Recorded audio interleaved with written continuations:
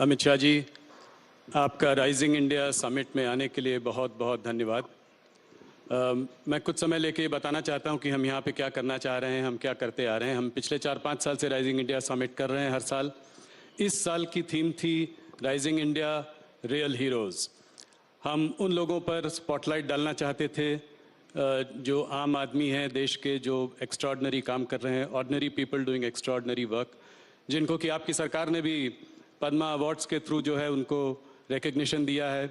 प्रधानमंत्री जी के मन की बात में उन्होंने एक डायरेक्ट कॉन्वर्सेशन ऐसे लोगों के संग किया है। तो सबसे पहला सवाल राइजिंग इंडिया समिट पर मेरा ये होगा कि आप राइजिंग इंडिया को, पिछले 9 साल से आपकी सरकार है, आप कैसे देखते हैं इंडिया राइजिंग को, और इसमें रियल हीरोज़ का योगदान कैसे रहा है? देखिए, ये विगत 9 साल में भारत ने हर क्षेत्र में दुनिया के सामने अपने आप को सिद्ध किया है।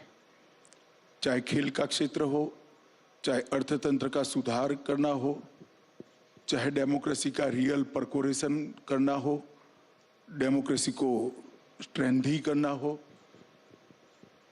केंद्र और राज्य के संबंध बेहतर बनाकर इसको दुनिया के सामने रखना हो। अनुसंधान के क्षेत्र में भी हमने बहुत कुछ प्राप्त किया है। रक्षा और रक्षा की आत्मनिर्भरता, दोनों क्षेत्रों में शायद आजादी के बाद सबसे ज्यादा किसी एक दशक में काम हुआ है, तो वो ये 10 साल के अंदर हुआ है। देश की आंतरिक सुरक्षा के क्षेत्र में भी कश्मीर, नॉर्थ ईस्ट और वामपंथी उग्रवाद, तीनों हॉटस्पॉट को करीब करीब एक प्रकार से इस पर संपूर्ण प्रभुत्व आज हमारी एजेंसियों का हमने प्रस्थापित कर पाए हैं।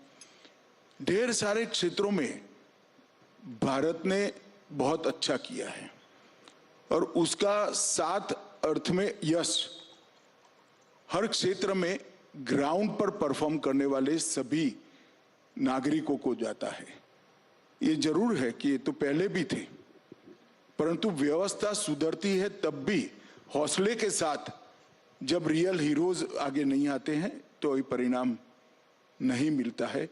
मुझे पूरा भरोसा है कि अब इस नींव पर मोदी जी ने जो हमारे सामने एक स्वप्न रखा है कि 2047 में जब देश की आजादी के 100 साल पूरे होंगे, तब विश्व में हर क्षेत्र के अंदर भारत नंबर 1 होगा, सर्वप्रथम होगा। इसको हम निश्चित ही सिद्ध करेंगे। बहुत धन्यवाद आपका। सवालों का सिलसिला शुरू करता हूं। आपसे फिर कुछ महीनों बाद मुलाकात हो रही है और एक दिलचस्प समय पे मुलाकात हो रही है। चुनाव आ रहे हैं और सबसे बड़ा इस वक्त जो सबसे गर्म मुद्दा है वो है राहुल गांधी का मुद्दा। तो मेरा पहला सवाल होगा राहुल गांधी पर। सूरत के कोर्ट से उनका कन्विक्शन हुआ, 2 साल की सज़ा सुनाई गई और तुरंत ही वो डिसक्वालीफाई भी हो गए और आप लोगों ने जरा भी देर नहीं की उनको बेघर करने में। तो इसको आप कैसे देखते हैं? क्या आपको लगता है कि इससे एक सिंपैथी का माहौल भी बन सकता है राहुल गांधी जी के लिए? देखिए राहुल जी, अगर आपने ये पूरे कानून को और सुप्रीम कोर्ट के जजमेंट को जरा स्टडी किया होता तो आप मुझे सवाल ही नहीं पूछते। मगर खैर, अच्छा ही हुआ पूछ लिया, क्योंकि बहुत बड़ी भ्रांति फैलाने का प्रयास कांग्रेसी नेता कर रहे हैं। मैं आपकी चैनल के माध्यम से समग्र देश की जनता को रियलिटी बताना चाहता हूं। हमारा जो कानून था, वो कानून में एक प्रावधान था कि किसी भी व्यक्ति को अगर 2 साल की सजा होती है तो 3 महीने का समय उसको मिलेगा अपनी सजा को स्टे कराने के लिए। सजा को स्टे कराना और दोष को स्टे कराना 2 अलग बात है। तो दोष को भी स्टे कराना है, सजा को भी स्टे कराना है जी। और हमारे कानून में प्रोविजन ही नहीं है कि जिस अदालत किसी भी व्यक्ति को 2 साल या उससे अधिक सजा करती है, वो दोष पर रोक लगा सकती है। कन्विक्शन स्टे नहीं हो सकता जी, सेंटेंस हो सकता है। अब एक lily Thomas versus union of India का जजमेंट आया है 2013 में। उस जजमेंट में सुप्रीम कोर्ट ऑफ इंडिया ने तय कर दिया कि 3 महीने आपको नहीं मिलेंगे, क्यों देना है? चुने हुए प्रतिनिधि कोई विशेष प्रायोरिटी क्यों एंजॉय करे? जिस क्षण से आपको सजा होती है उसी क्षण से आपकी सदस्यता रद्द हो जानी चाहिए।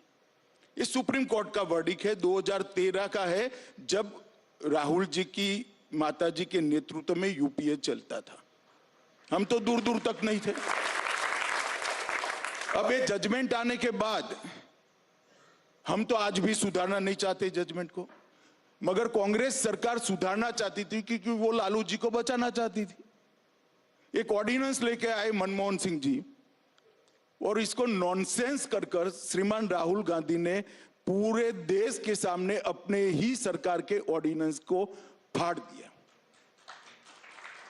अब उनके फाड़ने के बाद किसकी मजाल थी कांग्रेस सरकार में कि इस ऑर्डिनेंस को कानून में बदले, विड्रॉ कर लिया गया जी।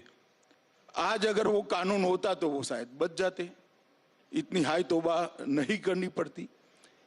और दूसरी बात, उन्होंने अब तक अपने दोष पर रोक लगाने के लिए, कन्विक्शन पर स्टे लेने के लिए अपील भी नहीं की है। ये किस प्रकार की एरोगेंसी है?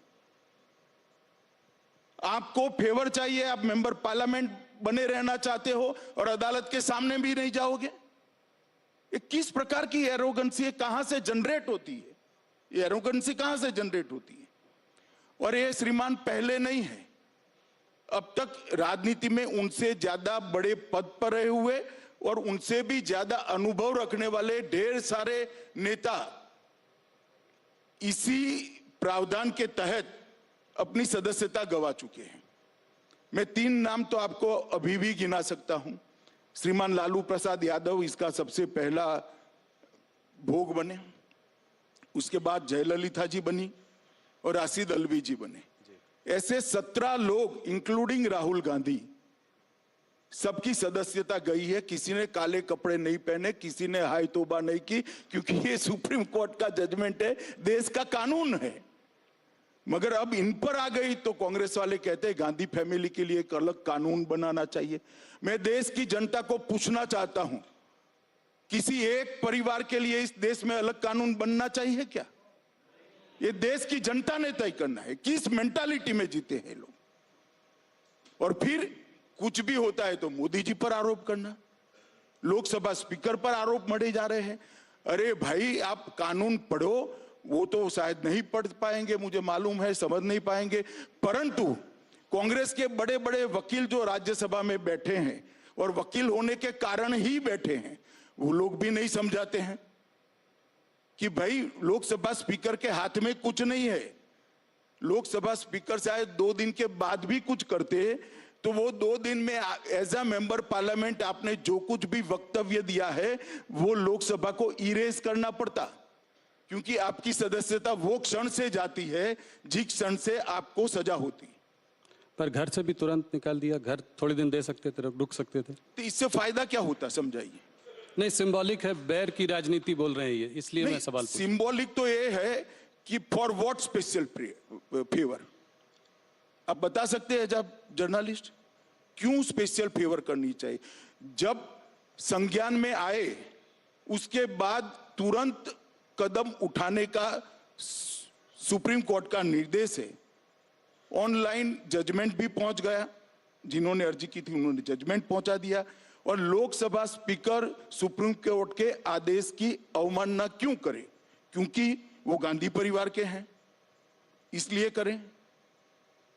और आप हमें सवाल पूछ रहे हैं, उनको क्यों सवाल नहीं पूछ रहे कि भाई आप कोर्ट में क्यों नहीं गए? बताइए, आपको पूछना चाहिए या नहीं पूछना चाहिए? जी, मुझे लगता है कि वो इस बात को और आगे ले जाना चाहते हैं, वापस जहां पे उन्होंने मोदी। नहीं, वो जहां ले जाना चाहते हैं जी। मगर ये कानून की स्थिति है, इसमें कोई वेंडेटा का पॉलिटिक्स है नहीं। बदले की राजनीति इसलिए नहीं है क्योंकि सुप्रीम कोर्ट ऑफ इंडिया का जजमेंट है और जब आपकी सरकार थी तब आया है। जी, अब राहुल गांधी ये कह रहे हैं कि कर्नाटका में भी जो पहली रैली वो करेंगे वो कोलर में करेंगे, जहां उन्होंने ये अपशब्द मोदी जी के लिए किए थे। तो इस बात को वो आगे बढ़ाना चाह रहे हैं। क्या ये चाहते हैं कि उनको इससे कोई सहानुभूति मिलेगी? क्या इसको ये मोदी बनाम राहुल का इलेक्शन बनाना चाह रहे हैं कर्नाटका में? देखिए,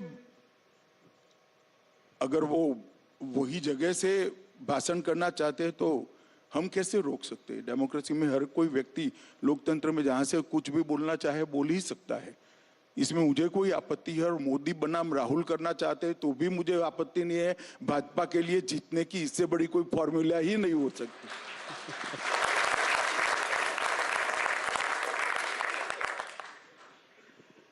अमित जी, आपकी पार्टी, ये जो अपशब्द राहुल जी ने मोदी जी के लिए कहे, आपकी पार्टी इसको एक एंटी ओबीसी कलर भी देने की कोशिश कर रही है, ऐसा क्यों?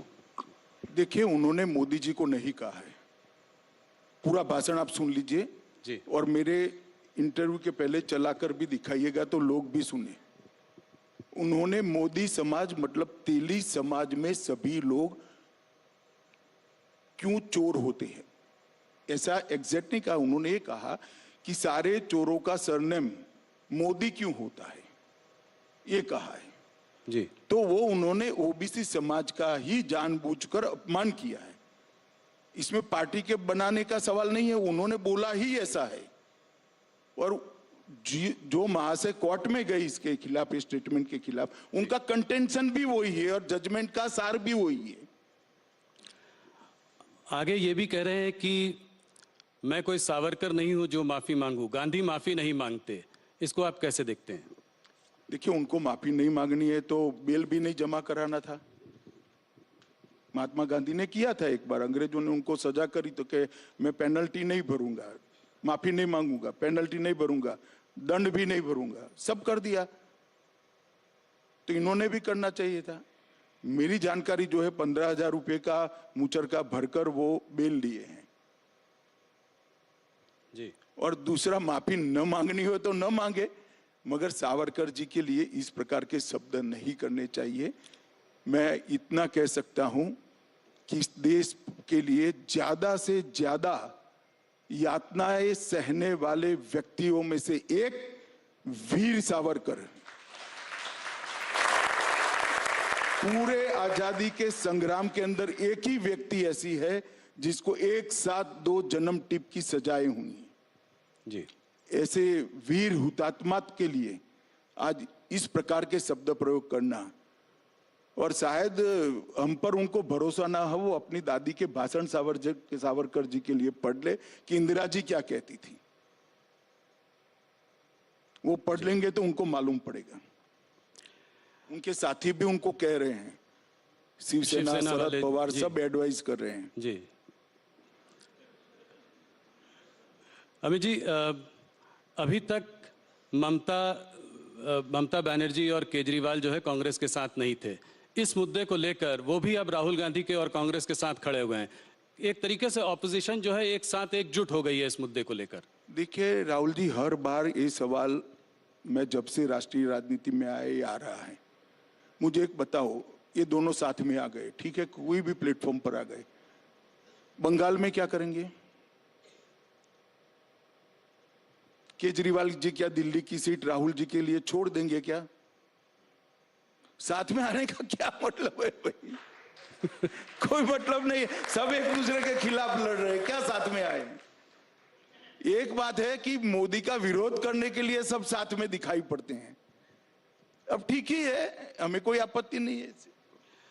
अब इसी बात को लेकर सारा ऑपोजिशन कह रहा है कि देश में लोकतंत्र खतरे में है। इस तरह का जो है ये नैरेटिव वेस्टर्न मीडिया के भी कुछ सेक्शंस में उठ जाता है। तो क्या इस डिस्क्वालिफिकेशन के मुद्दे को लेकर आपको लगता है ऐसे नैरेटिव को कुछ बल मिलेगा? कुछ नहीं, मगर ये लोकतंत्र जब लालू जी डिस्क्वालीफाई हुए तब खतरे में क्यों नहीं पड़ा? अभी एनसीपी के एक सांसद डिस्क्वालीफाई हुए थे, मोहम्मद फैजल जी, तब क्यों खतरे में नहीं पड़ा? श्रीमती कुमारी जयललिता जब डिस्क्वालीफाई हो गई थी तब खतरे में क्यों नहीं पड़ा? सिर्फ गांधी परिवार से ही खतरा खड़ा होता है क्या? ये तो 17 लोग डिस्क्वालीफाई हो चुके हैं भैया, और ये देश का कानून है जो बदल सकते थे, आप आपने फाड़ दिया नॉनसेंस कर कर। अब काहे को छाती पीट रहे हो भाई?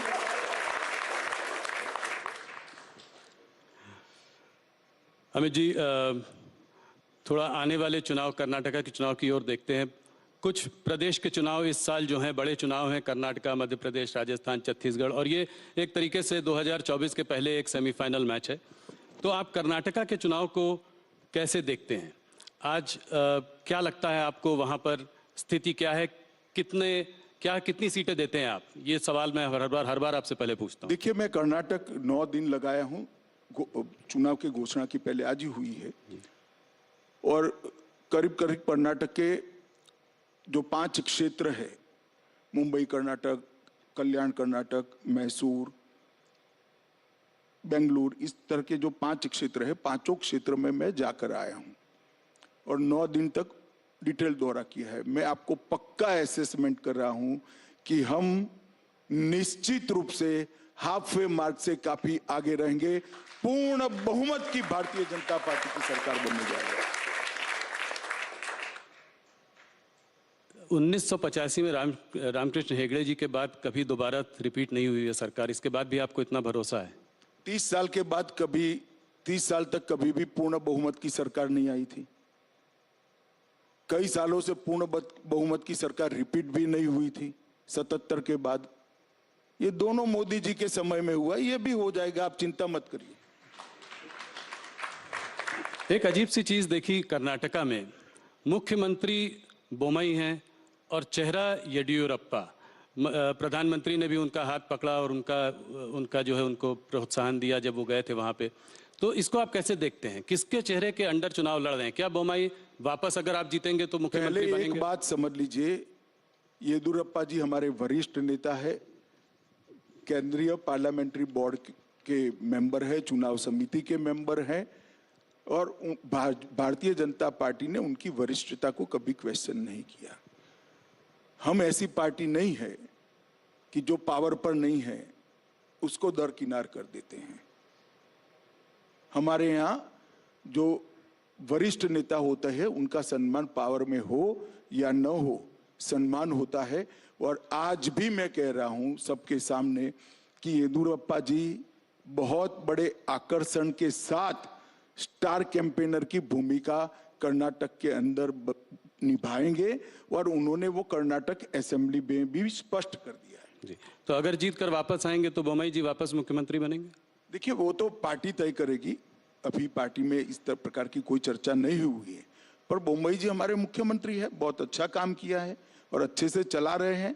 और येदियुरप्पा जी और बोमई के कालखंड के अंदर जो कुछ भी कर्नाटक में डेवलपमेंट के काम हुए, इसके आधार पर हम फिर से निश्चित रूप से चुनकर आएंगे। और कर्नाटक की जनता डबल इंजन सरकार चाहती है। मोदी जी की योजनाओं को, मोदी जी के कार्यक्रमों को और मोदी जी के विजन को नीचे इंप्लीमेंट करे, इस प्रकार की समान विचारसरणी वाली सरकार कर्नाटक की जनता चाहती है, और परिणाम भी इसी प्रकार के आए। जेडीएस ने करीब 150 लोगों की लिस्ट जारी कर दी है, कांग्रेस ने भी करीब 125 कैंडिडेट घोषित कर दिए हैं। आप लोगों ने अभी तक कोई लिस्ट जारी नहीं की, तो कहीं ना कहीं कोई चौंकाने वाली कोई नहीं, चौंकाने वाला कुछ नहीं होता। हमारे यहाँ एक पद्धति तय है, जिले को सुनते हैं, फिर प्रदेश में इस पर चर्चा होता है, फिर यहाँ पर आता है और केंद्रीय पार्लियामेंट्री बोर्ड निर्णय करता है। वहां परिवारों को सुनना है, 5 परिवार इकट्ठा बैठ जाते, और जेडीएस में तो 5 भी नहीं बैठना, एक ही परिवार बैठ जाए तो सारे फैसले हो जाते देवगौड़ा जी का। और यहाँ 3-4 परिवार बैठ जाए तो फैसला तो उनके लिए बड़ा सरल है। हमारे यहाँ लाखों कार्यकर्ताओं से चरणबद्ध चर्चा करनी होती है तो थोड़ी देर लगती है भैया, हम थोड़े स्लो भी है। जेडीएस की बात करी तो लोगों का यह भी कहना है कि जेडीएस जो है वो भारतीय जनता पार्टी की बी टीम है, इसको आप कैसे देखते हैं? देखिए, फिर से एक बार आप स्टडी करे बगैर का सवाल कर रहे हैं। गत चुनाव में हम सबसे ज्यादा सीटों के साथ 1 नंबर की पार्टी बने थे। हमारी 104 सीटें थी, जेडीएस की 34 सीटें थी, और फिर जेडीएस कांग्रेस की गोदी में सत्ता के लिए बैठ गई और दोनों ने सरकार बनाई। अब बताइए जेडीएस किसकी बी टीम है? जरा बताइए ना जनता को।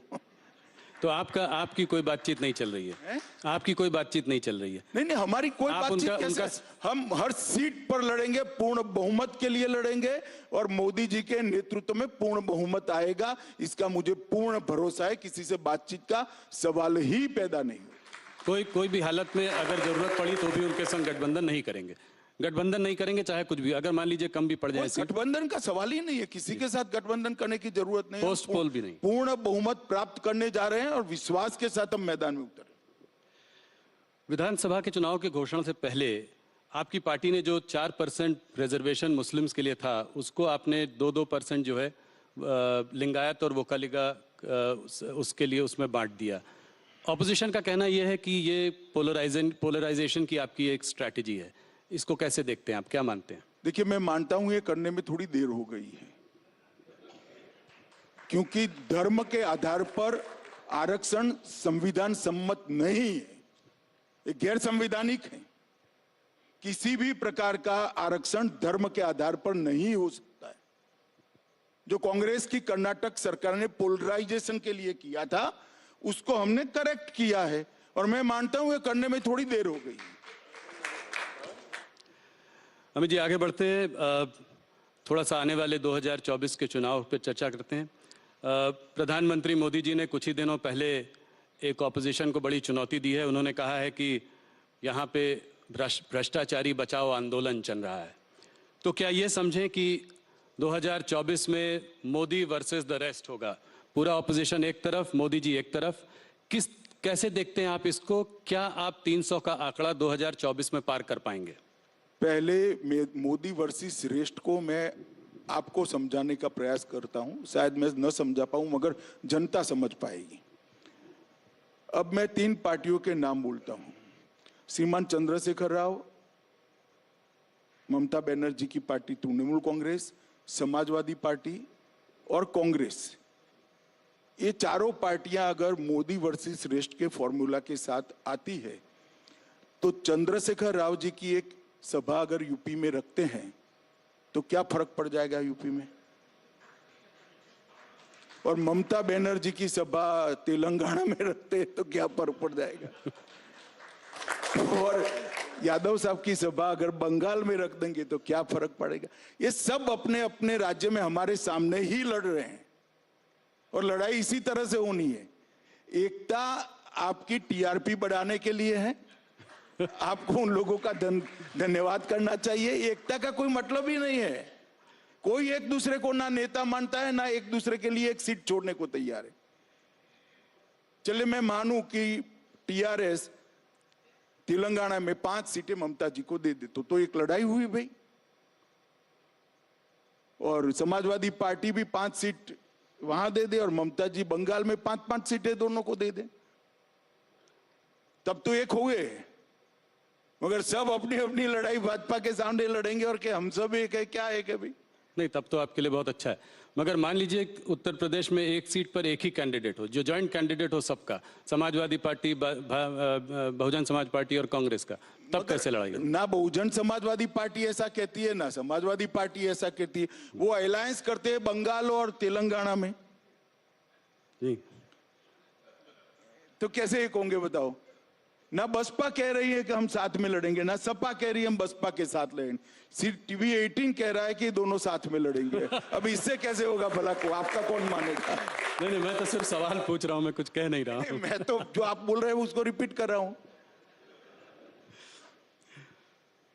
Amit ji, central investigative agency से जो है ऑपोजिशन को बहुत डर है, कहती हैं कि जो हमको हैरेस करते रहते हैं, सरकार इनका इस्तेमाल करती है उन लोगों को परेशान करने के लिए।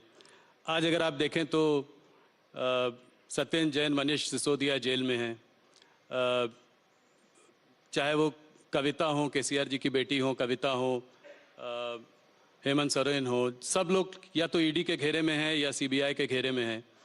तो भूपेश बघेल जी के भी ज़्यादातर लोगों पर रेड्स पड़ती रहती हैं। तो ऑपोजिशन का कहना ये है कि क्या ईडी और सीबीआई के दफ्तर भारतीय जनता पार्टी के स्टेट्स में बंद हो चुके हैं? जरा भी ऐसा नहीं है। 2014 और 2019 दोनों चुनाव में भारतीय जनता पार्टी की सरकार ने देश को वादा किया था कि हम करप्शन के खिलाफ लड़ेंगे, और हमारी ये लड़ाई करप्शन के खिलाफ है। कल ही मोदी जी ने कुछ आंकड़े दिए थे, मैं इसको रिपीट करना चाहूंगा। 2004 से 2014 में ईडी, यही कानून था, कोई कानून हमने बदला नहीं है, यही कानून था। ईडी जो पीएमएल के कानून के तहत 5,000 करोड़ की संपत्ति कुर्क की थी, और मोदी जी के शासन के अंदर हमने 1,10,000 करोड़ की संपत्ति कुर्क की। उसका 5% भी पॉलिटिशियन का नहीं है, बाबुओं का भी है, भ्रष्ट व्यापारियों का भी है, सबका है, जो देश के कानून को तोड़कर टैक्स दिए बगैर धन शोधन करते हैं। क्या लड़ाई बंद कर दें? और क्या देश की जनता ऐसा कानून चाहती है कि अगर कोई पॉलिटिशियन, कोई राजनीति में काम करने वाले नेता या व्यक्ति भ्रष्टाचार करे तो इसके खिलाफ कोई कार्यवाही न हो? यही सीबीआई के तहत 9 वर्षों में हमने 5,000 केस भ्रष्टाचार के दर्ज किए। कांग्रेस ने 500 भी नहीं किए थे, 500 भी नहीं। क्या 5,000 के 5,000 केस राजनीतिक पार्टियों के कार्यकर्ताओं पर है? ना, सभी के सामने है, बाबुओं के सामने भी है, व्यापारियों के सामने भी है, और मिली भगत के सामने भी है। और जहां तक दुरुपयोग का सवाल है, लालू जी पर केस किसने किया था? यूपीए की सरकार ने किया था जी। शेख अब्दुल्ला के खिलाफ विमान भरकर अफसर, वो बड़े वाला एयर इंडिया का पुराना विमान आता है, क्या कहते 320 या ऐसा विमान होता है, पूरा विमान भरकर अफसर भेजे थे और कई सालों के लिए जेल में डाल दिए थे। किसने किया था? इंदिरा जी ने किया था। ये तो भ्रष्टाचार के केस है। मैं राहुल जी को और उनकी पार्टी को याद कराना चाहता हूं, इमरजेंसी डालकर लाखों बेगुनाह विपक्ष के नेताओं को जेल में डाल दिया था 19 महीने तक, और बेल का प्रोविजन भी नहीं था। और यहां तो बेल का प्रोविजन, आप कोर्ट में जाइए। मैं आपको बताता हूं दुरुपयोग कैसे होता है, मैं उसका भुक्तभोगी हूं। हमारे खिलाफ कोई भ्रष्टाचार का केस कांग्रेस ने नहीं किया था।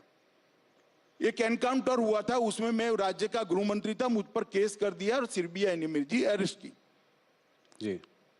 अरेस्ट में सीबीआई के रिकॉर्ड पर आज भी टैप किया हुआ पड़ा होगा, अगर प्रामाणिकता से टैप किया तो सीबीआई के उस वक्त के अफसरों ने, और मिटा नहीं दिया कांग्रेस सरकार ने। तो 90% सवालों में यही था कि काहे को परेशान हो रहे हो, मोदी का नाम दे दो आपको छोड़ देंगे। हमने तो काले कपड़े नहीं पहने, कोई विरोध नहीं किया जी। मोदी जी के खिलाफ एसआईटी बनाई, एक राज्य के मुख्यमंत्री के, कोई करप्शन का केस नहीं था। दंगों में इन्वॉल्वमेंट का केस करा, फर्जी टाइप का, जो अंत में सुप्रीम कोर्ट ने खारिज किया। हमने कोई हाई तौबा नहीं करी थी, कभी काले कपड़े पहनकर संसद को हमने जाम नहीं किया था भाई। और मैं बताता हूं नतीजा क्या आया। मुझे पकड़कर अरेस्ट किया, 90 में दिन ही बेल दे दी मुझे हाईकोर्ट ने। हाईकोर्ट ने कहा कि अरेस्ट करने के लिए पर्याप्त प्रूफ ही नहीं है, और मैंने एक्विटल की एप्लीकेशन डाली। मुंबई की अदालत ने, मुंबई में केस चला, गुजरात के बाहर ले गए, कोई आपत्ति नहीं, मुंबई में चला। वहां कोर्ट ने कहा कि राजनीतिक प्रतिशोध की भावना से सीबीआई ने राजनीतिक इशारों पर एक केस किया है, इसलिए हम अमित शाह को के खिलाफ के केस को और सारे आरोपों को खारिज करते हैं। हमने हाई तौबा नहीं की थी। और यही लोग थे, यही चिदंबरम बैठे थे, यही सोनिया जी नेतृत्व करती थी यूपीए सरकार का, यही मनमोहन सिंह थे, और यही राहुल गांधी सांसद थे। अब क्या हो गया भाई? और हमने तो आप पर जो केस करे हैं भैया, वो करप्शन के हैं, आपकी बदजुबानी का केस है। इस प्रकार के फर्जी केस नहीं किए हैं। और केजरीवाल भी रोज छातियां पीटते हैं भैया, ये सारे निर्दोष हैं। तो जैन साहब कितने समय से अंदर हैं? काफी समय हो गया, 1.5 साल हो गया जी। क्यों बेल नहीं होता है? सिसोदिया जी कितने समय से अंदर हैं? क्यों बेल नहीं होता है? इस देश में अदालतें हैं भाई, सबने अपना केस लेकर अदालत के सामने जाना चाहिए। एजेंसियों के दुरुपयोग का आरोप करने की लिए मैं कांग्रेस के मित्रों को कहना चाहता हूं, एक उंगली किसी के खिलाफ करोगे तो 4 उंगली आपके खिलाफ आती है, ध्यान रखना। और इस देश की जनता ने आपके समय में सब कुछ देखा हुआ है, मगर हमने कभी भी ऐसे काले कपड़े पहनकर, काली पगड़ियां, काली धोती, काला कुर्ता पहनकर नहीं, रोड पर नहीं निकले हम। वही कानूनी मामला है, निर्दोष है तो कानून में श्रद्धा होनी चाहिए, कानून छोड़ देगा आपको। जी। मैं तो इतने साल तक कभी नहीं बोला, आज आपने यूं कर कर बुलवाया तो मैंने बता दिया। अब तक नहीं बोला था मैं तो कभी। पर अमित जी और पूरी मेरी इंट्रोगेशन में एक ही बात, मोदी का नाम दे दो, मोदी का नाम दे दो, मोदी का। भाई क्यों डरते हो मोदी से, क्यों फंसाना चाहते हो? और कोई इंट्रोगेशन में कोई चीज नहीं पूछी मुझे, और मेरे कारण बेचारे कई सारे पुलिस अफसर, निर्दोष टाइप के अफसरों को जेल में डाल दिया। और वही कांग्रेस आज ये प्रलाप कर रही है, वही चिदंबरम साहब आज बोल रहे हैं, वही कपिल सिब्बल बोल रहे हैं, वही अभिषेक मनु सिंघवी बोल रहे हैं। उनको आत्मचिंतन करना चाहिए कि भ्रष्टाचार का जितना भी पैसा इकट्ठा किया है, एक बार सामने से अदालत के सामने जाकर दे दे, शायद अदालत माफ कर दे उनको। ये ढूंढ कर पकड़ेंगे तो तकलीफ आएगी। एक ऑपोजिशन लीडर का कहना यह है कि ये सारे आप भ्रष्टाचार के जो केसेस आप इन्वेस्टिगेट एजेंसीज तो करती हैं, पर अगर नेता पार्टी बदलकर भारतीय जनता पार्टी में आ जाए तो उसके खिलाफ केसेस को ड्रॉप कर दिया जाता है। ये बिल्कुल बेसलेस बात है। इस देश में अदालतें हैं, आपके पास अगर कॉन्क्रीट केस है तो लेकर अदालत में जाइए, अदालत सीबीआई को डायरेक्ट करेगी, ईडी को डायरेक्ट करेगी। कौन ईडी और सीबीआई की हिम्मत है अदालत के डायरेक्शन के खिलाफ काम करने की, बताइए किसकी हिम्मत है? और कांग्रेस पार्टी क्या मानती है, इस देश में अदालतें बंद हो गई है? जाइए आप अदालत में।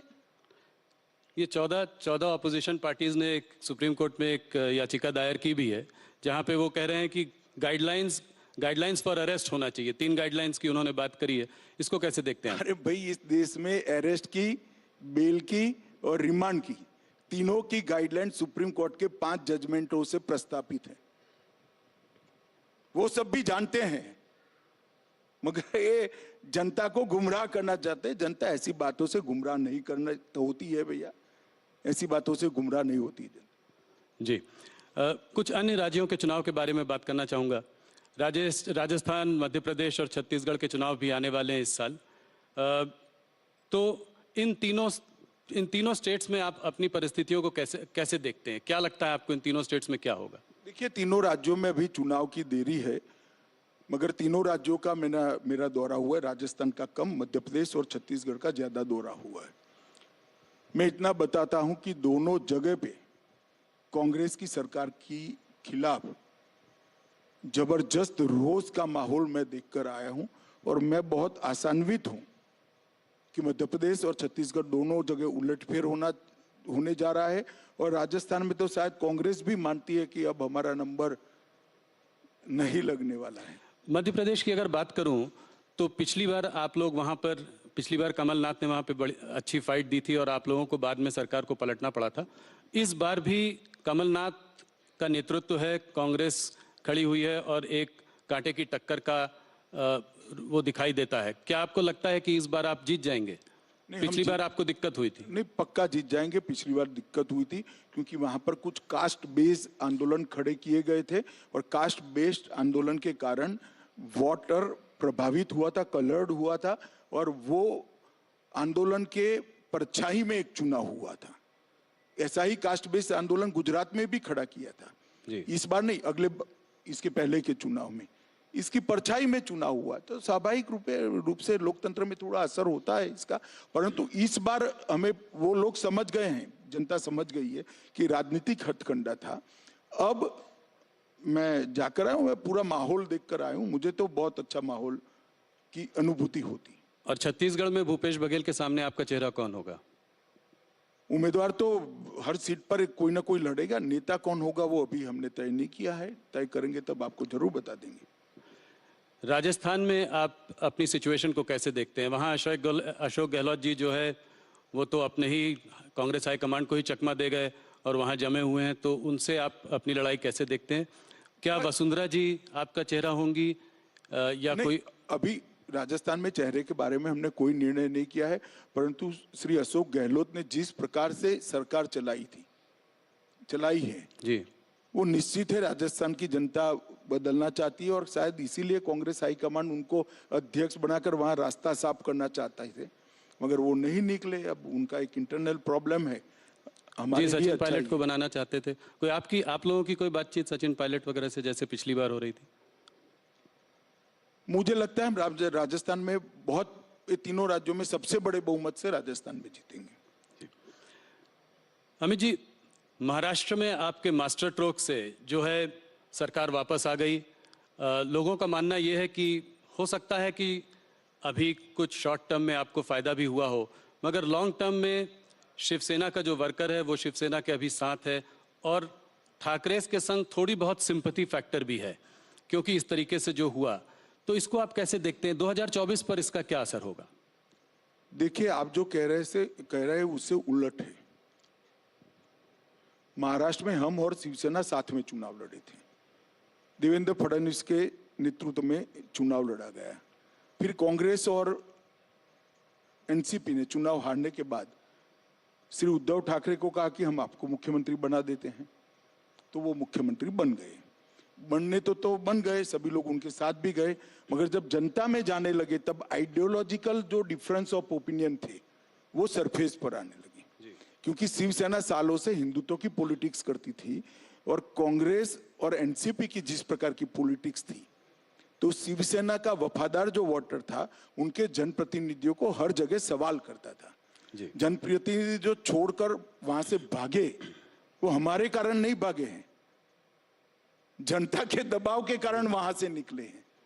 तो इसी में जवाब है, जनता ही चाहती थी कि शिवसेना और भाजपा इकट्ठा रहे, तो असली शिवसेना अब हमारे साथ आ गई है और हम और शिवसेना इकट्ठा होकर सरकार बनाए हैं। चुनाव भी लड़ेंगे, चुनाव भी जीतेंगे।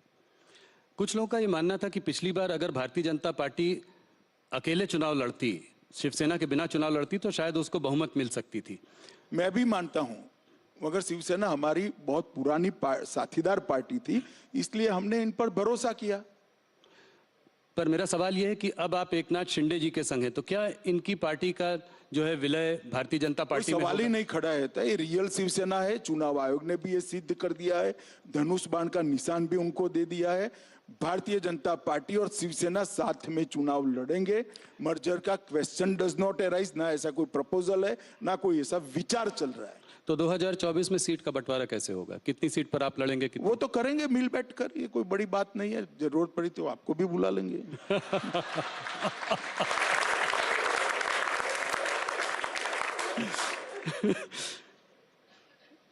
अमित जी, जो महाराष्ट्र में हुआ उस पर सुप्रीम कोर्ट ने टिप्पणी की, जो 5 मेंबर कॉन्स्टिट्यूशन बेंच जो सुप्रीम कोर्ट की थी, उन्होंने कहा कि गवर्नर को एमएलएस के मतभेद होने की वजह से फ्लोर टेस्ट की कोई बुलाने की कोई आवश्यकता नहीं थी। क्या कहते हैं आप? देखिए, जजमेंट नहीं है, सामने वाले पक्ष को सुनकर जज साहब ने दिया हुआ डायस पर से रिएक्शन है जी। मैं मानता हूं उसके बाद शिवसेना के लॉयरों ने भी ढंग से इसका जवाब किया है कि तथ्य क्या थे। जजमेंट आने तक बहुत आकलन नहीं लगाना चाहिए। जजमेंट आएगा तो सुप्रीम कोर्ट है, देश की सर्वोच्च अदालत है, जो तय करेगी वो सब लोग मानेंगे। मगर जज साहब काफी सवाल सुनवाई के दौरान पूछते हैं, उसको जजमेंट नहीं मान लेना चाहिए। अभी जी, 2024 के चुनाव के बारे में बात करते हैं। अगर आप देखें, आपको 300 के ऊपर सीट मिली थी, ज्यादातर स्टेट्स में सैचुरेशन सीट्स मिली थी। उत्तर प्रदेश में काफी ज्यादा सीट थी। देखो राहुल जी, आपकी स्मृति थोड़ी वीक है, मेरी बहुत शार्प है जी। 2019 के शुरुआत में पहला सवाल आपने ये किया था कि 14 में सैचुरेशन पर हो क्या होगा और 19 में हमारी सीटें बढ़ गई। इस बार भी कहता हूं, गत चुनाव से ज्यादा सीटों के साथ फिर से एक बार मोदी जी प्रधानमंत्री। ये एक्स्ट्रा सीट जो है वो कहां से आएंगी? एक्स्ट्रा सीट्स कौन से, किन प्रदेशों से आप देख रहे हैं ज्यादा सीटें आएंगी पिछली भाई बार से? कई सारी, लास्ट टाइम मैं कहता था कि बंगाल से हम सीट बढ़ाएंगे, जी। कोई नहीं मानता था, अब बढ़ गई। नहीं, 18 सीट। उड़ीसा से बढ़ाई, तेलंगाना से बढ़ाई। हमारी पार्टी जमीन पर काम करने वाली पार्टी है और मोदी जी का ऑरा भारत की चारों दिशा से अंतिम गांव से लेकर दिल्ली तक है। जी। साउथ में तमिलनाडु और केरला में आप कैसे देखते हैं? मोदी जी का ऑरा वहां पर भी है, मगर सीट पे कैसे कन्वर्ट होगा? कोई तालमेल वहां AIDMK? हमारा संगठन वीक था, हमने काफी प्रयास किए हैं, काफी सुधार किया है, ढेर सारे गांवों तक पहुंचे, ढेर सारे बूथों तक पहुंचे हैं, और जहां वीक है और हमारे साथ साथी भी है। तो AIADMK के साथ कुछ गठबंधन रहेगा? हाँ, हमारा है ही अभी तो गठबंधन। अमित जी, थोड़ा कुछ उन मुद्दों पे बात करते हैं जिनसे आपके मंत्रालय का डायरेक्ट संबंध है। आज देश में पंजाब में जो हो रहा है उस सिचुएशन को आप कैसे देखते हैं? अमृतपाल को गिरफ्तार करने के लिए आपकी मुलाकात भगवंत मान जी से मार्च की शुरुआत में हुई। उनको गिरफ्तार 2 हफ्ते बाद करने की कोशिश भी की गई, मगर वो हाथों से निकल गए। तो ये कैसे हुआ? अमृतपाल, जब आप लोगों का इतना तालमेल बना तो वो बचकर कैसे निकल गए? देखिए, ये सारी चीजें मैं सार्वजनिक रूप से यहाँ नहीं बता सकता, मगर इतना बताता हूँ, हर 3 महीने मैं पंजाब के मुख्यमंत्री को मिलता हूँ, सारे राज्यों के मुख्यमंत्रियों को मिलता हूँ। ये कोई नई बात नहीं, इसको कोई घटना के साथ नहीं जोड़ना चाहिए, एक बात। दूसरी बात, जहां तक भारतीय जनता पार्टी की नरेंद्र मोदी का सवाल है, किसी भी राज्य में लॉ एंड ऑर्डर होता है, इरिस्पेक्टिव ऑफ पार्टी पॉलिटिक्स, हम वो राज्य के साथ चट्टान की तरह खड़े हैं, क्योंकि ये मामला देश का होता है, पॉलिटिक्स का नहीं। और पंजाब सरकार जो भी कदम उठाना चाहती है, केंद्र सरकार उनके साथ है। तो आप इसमें गलती किसकी मानते हैं? ये कैसे हुआ कि हम साथ में मिलकर भी? गलती का इतना जल्दी आकलन मत लगाइए ना जी। कुछ बात चल रही है ढेर कि सारे लोग पकड़े गए हैं, ढेर सारे लोगों को उन्होंने NSA भी लगाया है, ढेर सारे लोगों को जेल में भी डाला है, अलग अलग प्रकार के केस भी रजिस्टर हुए, ढेर सारी मात्रा में हथियार भी जब्त हुए। मैं मानता हूं कि कठोर कार्यवाही की गई। और आपको उम्मीद है कि अमृतपाल को पकड़ लिया जाएगा जल्द से जल्द? मेरी उम्मीद से कहीं नहीं कुछ नहीं होता है। एजेंसियां और पुलिस दोनों कार्यरत है, वो अपना काम करेंगी।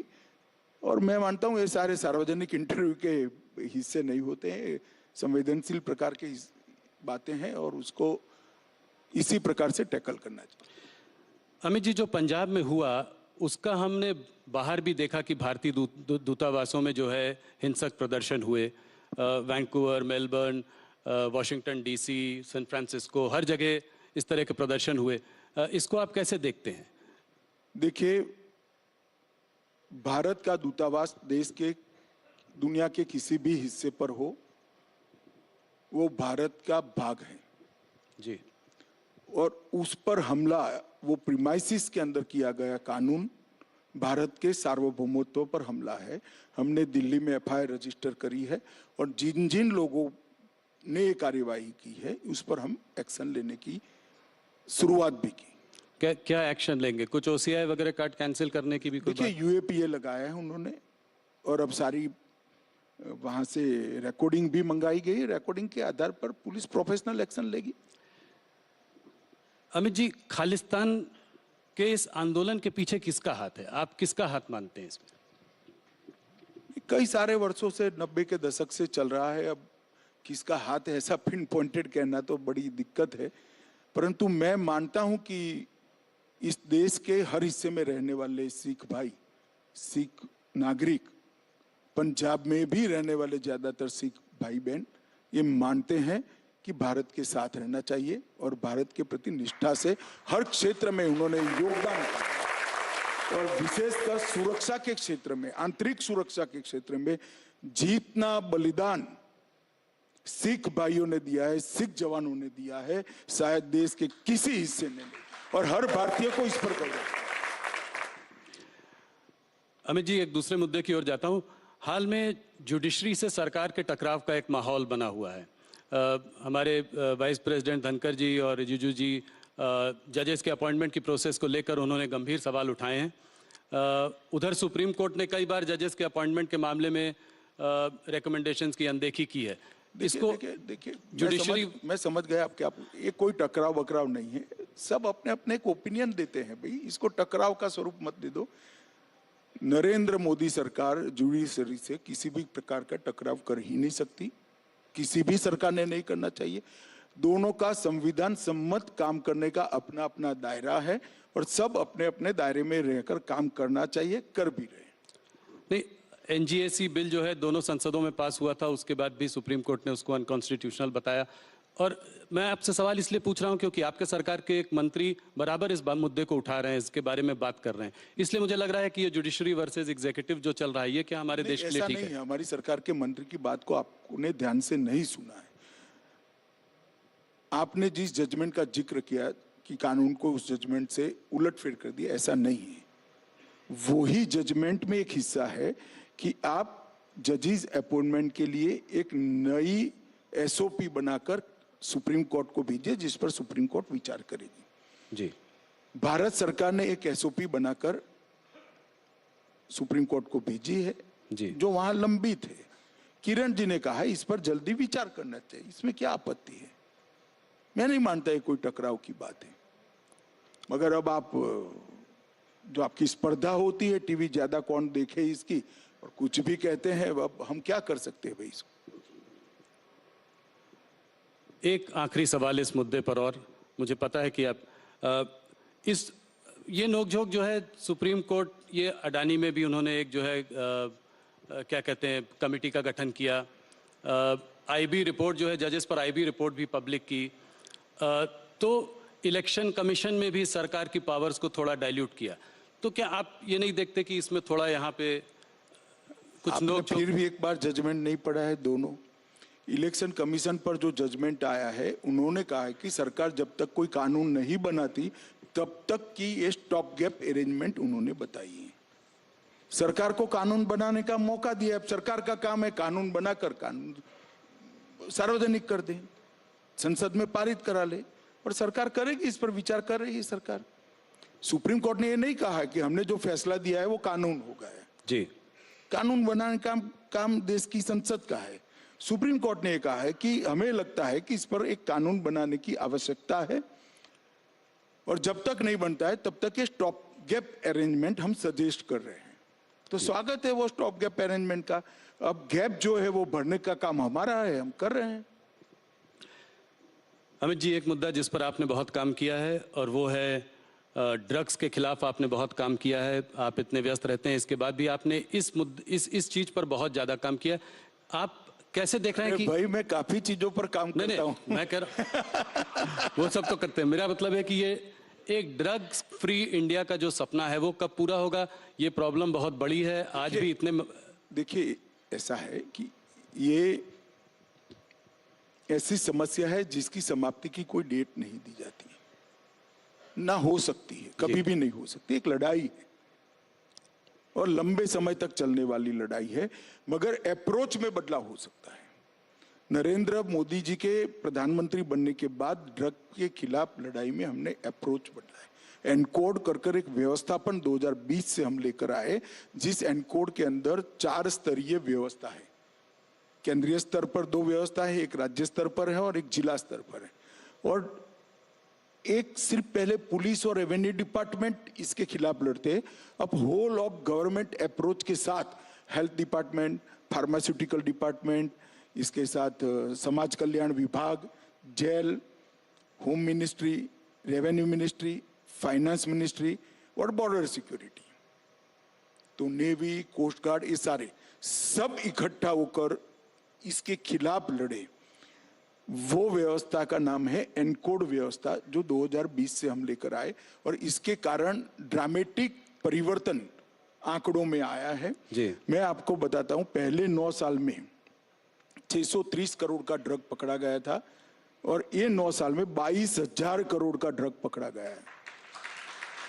देश की जनता को भी शायद मालूम है, हर 3 महीना अपने हाथ से मैं ड्रग जलाता हूं जी, और 3 साल से जलाता हूं। 22,000 करोड़ रुपए का ड्रग। इसका मतलब ये नहीं ड्रग ज्यादा आने लगा है। इसका मतलब है ड्रग ज्यादा पकड़ा जाता है। हमने तंत्र को कठोरता के साथ काम करने की सूचनाएं दी है। और पहले ड्रग के खिलाफ जो केस होते हैं उसमें केस का अप्रोच होता था।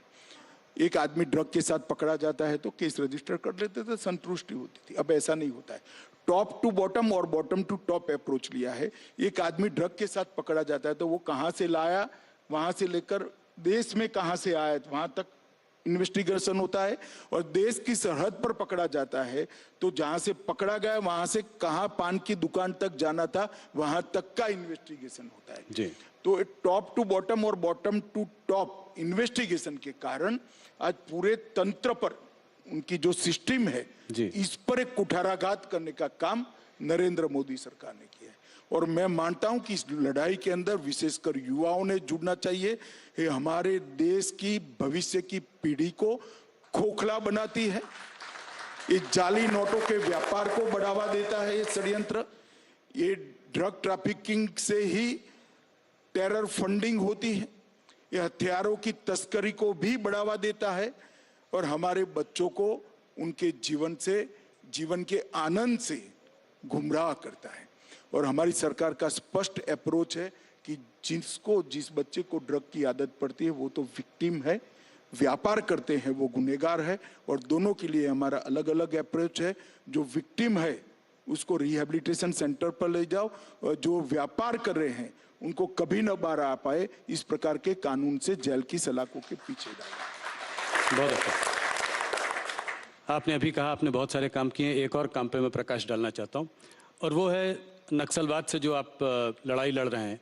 और अभी आप एक रात जो है छत्तीसगढ़ में सुकमा में रहकर भी आए। आपने काफ़ी स्कूल अस्पतालों के कुछ एरियाज़ में जो है आप गए भी। सुरक्षा एजेंसीज के लिए बड़ी चुनौती थी, आप वहाँ पहुँच गए। मगर आपने ये सब किया, इसको आप कितनी बड़ी समस्या मानते हैं और इसको कैसे टैकल कर रहे हैं?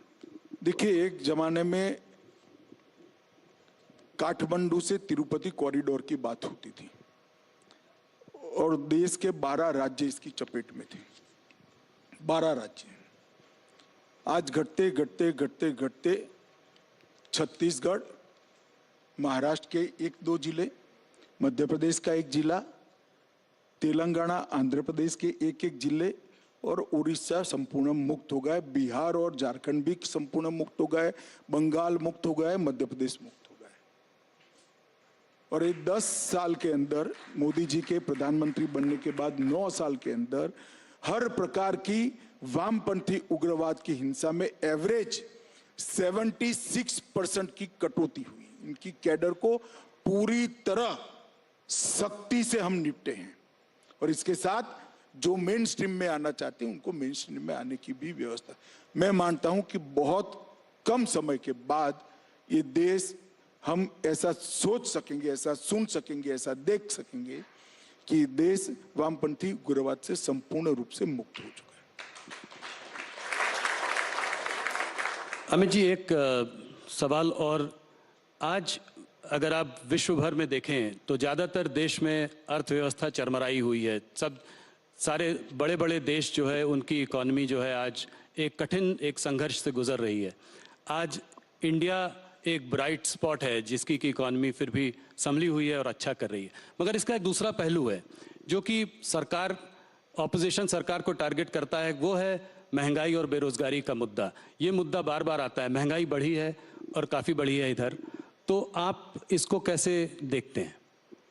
देखिए, महंगाई को भी कोरोना के कठिन कालखंड के बाद विश्व के परिप्रेक्ष्य में देखें तो भारत की स्थिति England, Germany, France, even America, ये सबसे बहुत अच्छी स्थिति है। और मैं इतना कह सकता हूं कि खाने पीने की चीजों पर मोदी जी ने महंगाई को नहीं बढ़ने दिया है। मगर आज विश्व का अर्थतंत्र एक दूसरे के साथ इस प्रकार से जुड़ा है कि विश्व के अर्थतंत्र के अंदर जो बदलाव होते हैं इससे कोई भी देश अछूता नहीं रह सकता। हम अगर ये कहेंगे कि विश्व के अंदर जो स्लोडाउन आया इसका हमारे यहाँ कोई प्रभाव नहीं होगा, विश्व के अंदर जो महंगाई हुई इसका हमारे यहाँ कोई प्रभाव नहीं होगा, तो वो सही नहीं होगा। इसका प्रभाव होना ही है। परंतु इसके सब प्रभाव से कम करने का काम भारतीय जनता पार्टी की नरेंद्र मोदी सरकार ने किया है, इस देश के प्रधानमंत्री ने किया है। और मैं आज कह सकता हूं कि कोरोना के कालखंड के दोनों सालों में समग्र विश्व में सबसे तेजी से बढ़ने वाली अगर कोई अर्थव्यवस्था रही है तो वो भारत की रही है। और ओवरऑल असेसमेंट करें तो अटल जी इस देश के अर्थतंत्र को 11वें नंबर पर छोड़कर गए विश्व के अर्थतंत्रों की तालिका में जी। फिर अर्थशास्त्री प्रधानमंत्री मनमोहन सिंह जी आए, उन्होंने एक बहुत अच्छा काम किया, 11वें नंबर पर से देश को 12वें नंबर पर नहीं जाने दिया, 11वें नंबर पर 10 साल तक देश स्थित रहा। फिर मोदी जी आए, 9 साल में 11वें नंबर पर से 5वें नंबर का अर्थतंत्र भारत बना। और मैं मानता हूं ये बहुत बड़ी सिद्धि है, पूरी दुनिया मानती है कि भारत उत्पादन का हब बन चुका है। नए नए क्षेत्र के अंदर ग्रीन हाइड्रोजन का क्षेत्र हो, अंतरिक्ष का क्षेत्र हो, ड्रोन का क्षेत्र हो, स्टार्टअप को बढ़ाना हो या युवाओं के लिए एक सानुकूल वातावरण खड़ा करना हो जिससे एक मंच पर खड़े रहकर विश्व के युवाओं के साथ वो स्पर्धा कर पाए, वो मंच मोदी जी ने भारत के युवाओं को दिया है और सफलतापूर्वक दिया है, ऐसा मैं मानता हूं। नहीं, और आज लोग मानते हैं कि इस डेकेड के एंड तक हो सकता है कि हम top 3 economies of the world में भी हों, तो इसमें कोई दो राय नहीं है। अमित जी, मैं हर बार कोशिश करता हूं कि आपसे कुछ हल्के फुल्के सवाल पूछूं पर उसका मुझे कोई जवाब नहीं मिलता। एक सवाल जाते जाते बताइए, आप रिलैक्स कैसे करते हैं? कुछ कभी छुट्टी लेते हैं, कभी कुछ? तो अभी आपके साथ बैठकर ही रिलैक्स हूं भैया। देखो भाई, मन में जो है वो करते रहो, अपने लक्ष्य के अनुरूप करते रहो, अपनी मान्यता के अनुरूप करते रहो, कभी थकान नहीं लगेगी। अपने मन से विपरीत करोगे, अपनी आइडियोलॉजी से विपरीत करोगे, अपनी मान्यता से विपरीत करोगे तो थकोगे। अगर कोई कॉम्प्रोमाइज करे बगैर अपनी मान्यता के अनुसार काम करते रहोगे तो थकान कभी नहीं लगेगी, और इसीलिए मुझे कभी नहीं लगती। मुझे पता है कि मुझे जवाब मिलेगा नहीं, पर मैंने फिर भी कोशिश की। अमित जी, आपका बहुत बहुत धन्यवाद। आप राइजिंग इंडिया में आए, आपने हमारे सारे सवालों का बहुत लंबे समय तक जवाब दिया, हमसे जुड़े, बहुत बहुत धन्यवाद। Ladies and gentleman, please give him a big hand. आपका भी बहुत बहुत धन्यवाद, क्योंकि राहुल जी वाली भ्रांति को क्लियर करने का आपने मुझे मौका दिया। बहुत बहुत धन्यवाद। Ladies and gentlemen, big round of applause for Amit Shah ji, please. Amit Shah ji, आपसे, मंत्री जी, आपसे अनुरोध है, एक सेकंड रुक जाइए। Rahul ji, I am going to request you to please present a memento on behalf of all of us here at News 18 Rising India.